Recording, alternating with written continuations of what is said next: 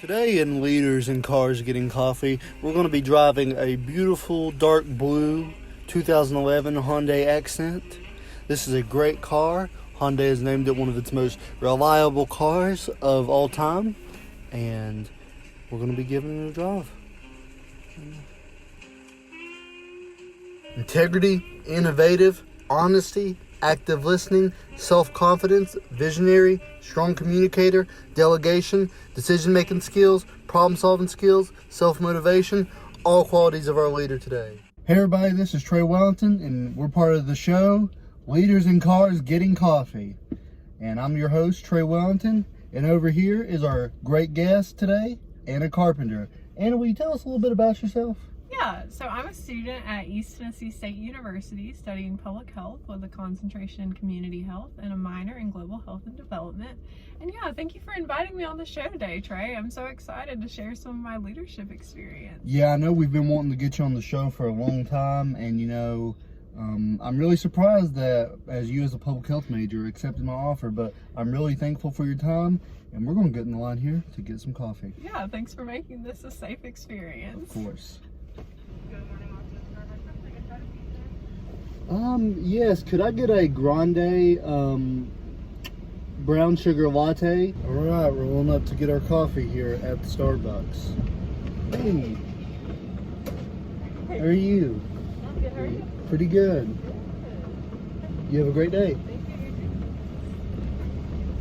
So Anna, we're here to talk about, your leadership experiences. First things first, can you tell us what are your leadership experiences? So today I would like to talk about two separate leadership experiences that I have, as I feel that they both showcase two separate sides of me as a leader. So the first leadership experience I have is being co-founder of St. Jude Family Fun Day, and that's an annual fundraiser that takes place in my hometown, Lansing, North Carolina. Right. It's been going on for I think 5 years now. Yeah, 5 years. And we've raised over $100,000 for St. Jude Children's Research Hospital. That's great. But what I do within that is I lead the silent auction.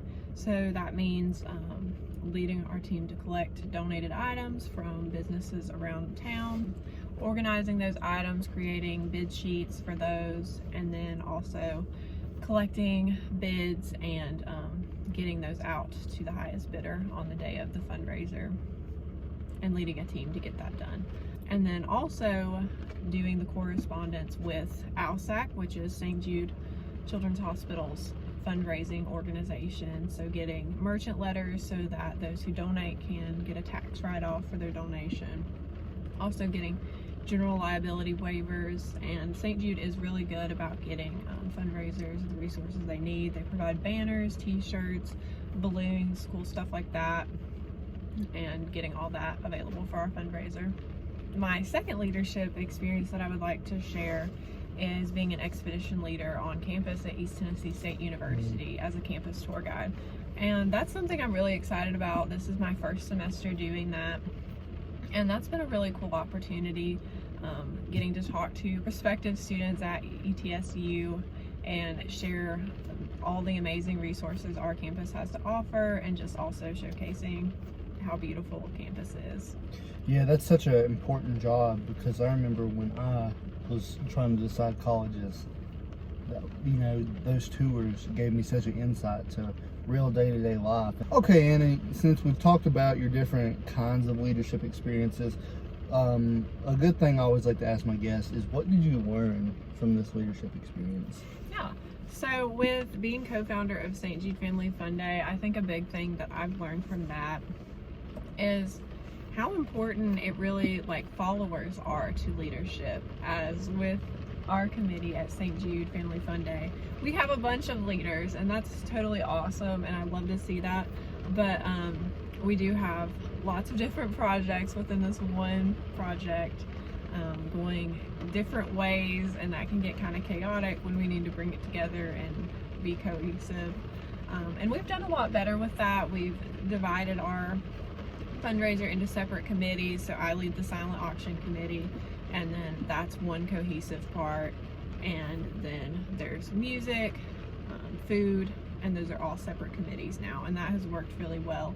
but it was really hard at first trying to get people to like step up and be that first follower to join a committee, rather than being like, I don't necessarily have to lead a committee this year, I can just assist in this one committee. Yeah, working in professional television, I deal with this kind of stuff, working with all different kinds of people all the time, so I completely understand. Another thing I've learned with St. Jude, I started this as a 16-year-old in high school, not any leadership experience at all, and I think a big learning experience that I've had through this is learning to speak my mind. Like if I see something coming up in the future that might cause a problem, bring that up as soon as possible rather than waiting to see how it plays out. Like with the silent auction, when I saw that we had 3 different leaders really playing tug of war with one another, I should have brought that up earlier and we could have been successful earlier on, rather than just now really getting that fine-tuned this past year. Yeah, I know exactly what you mean, kind of getting those different aspects together. And I've also learned, you have to show confidence in your leadership, as you have to show people who want to get on board why they should get on board. You can't be unsure of yourself and expect to lead an event. That's exactly right. Being a leader is partially about convincing people to believe in your message. Yeah, can you share what you learned from your second experience as a expedition leader? Yeah. So I think being co-founder of St. Jude has really helped me boost my own confidence, and I think that was a big part of me even interviewing and getting a position as an expedition leader. So that has been great, and that kind of ties those two together. But also just as far as learning from expedition leaders alone, I feel that I've learned how to lead more by example rather than like directing people, giving directions. I've learned to just lead by modeling. And one example of that has been with the mask mandate that we did have on ETSU's campus this past semester. A lot of families would come in to ETSU without a mask, and I felt that rather than simply directing them to put on a mask, modeling my mask wearing over both the mouth and nose with a positive attitude, and also explaining why ETSU values the safety of everyone on campus, and we want our students to be healthy. So yes, we do have a mask policy currently. And also, as a current student, you've probably also been able to model as saying, given your personal experiences as a student at ETSU, correct? Yes, of course. Like that's all of being an expedition leader, is showing, hey, this is my life on campus. This is what you could be as an ETSU student in the future. That's really great. It sounds like you're making a big change in the people that come in. Yeah. And it's been great being able to talk about the Honors College, also the College of Public Health, and kind of just modeling what it really means to be an ETSU student. That's great. So hearing about, with St. Jude especially, how did this change your views on leadership and leadership style? So I think my views on leadership went from more focusing on the motivational aspect of being a leader, so encouraging people towards one goal and communicating that goal, to more about the interpersonal communication that is involved with leadership. So you can have a goal, but you have to make sure that everyone's working towards the same goal. Otherwise, you're not going to get very far if you're going in different directions. So just that communication aspect, that's very vital to teamwork. I've recognized that more. And also just having one cohesive team, which is really only achieved through communication. That's so important. And then tell me a little bit about the leadership style. So I think my leadership style with St. Jude especially has gone for more of a visionary approach. So there again, motivating people towards one goal, showing them what I would like to make of St. Jude. Hey, I've been inspired to work on this goal of raising money to end childhood cancer, working with St. Jude Children's Research Hospital. This is the vision I have. Please get on board with me. To more of a laissez-faire approach of stepping away. I was there, very involved the first 3 years, building it up from the ground up.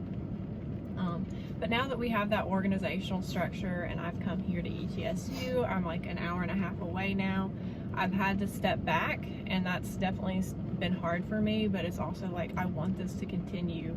But at the same time, at the place I am in my life, I can't be there and do everything by myself. So I really had to delegate and kind of step away from that. I still lead the silent auction, and I still do the communication with St. Jude, but I have had to step back and appoint different leaders within the organization. It's a very hard thing, but it's very rewarding knowing that your legacy is still going to live on.